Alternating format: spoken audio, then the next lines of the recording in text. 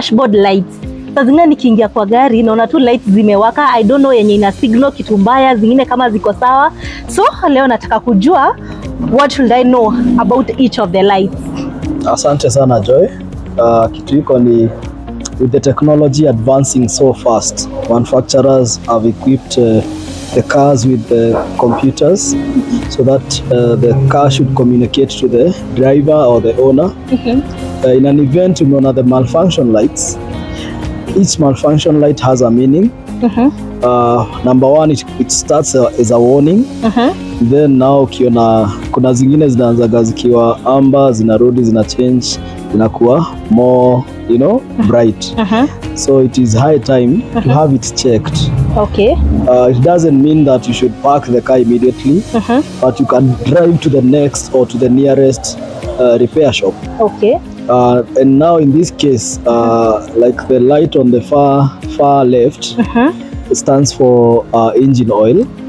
It shows that maybe the car engine oil sensor or the oil level haiko sawa. Okay. So it is advisable you have it checked. Then the other light ni ya brake lining, ni ya kuonyesha gari umepark na umefanya nini? Ume instill brake, parking brake. Okay. Then the other one the safety belt. Ina show that hujafunga mshipi. And then we have the other one that looks like a tap. That's the engine check engine light.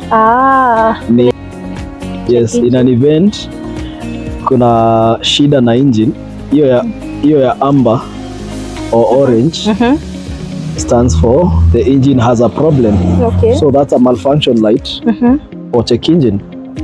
You need to check the engine condition and all that. Okay. So by the help of scan tool, you are able to know, to identify what is the problem. And from there, you are able to know what you are dealing with and the costing and the time and the duration.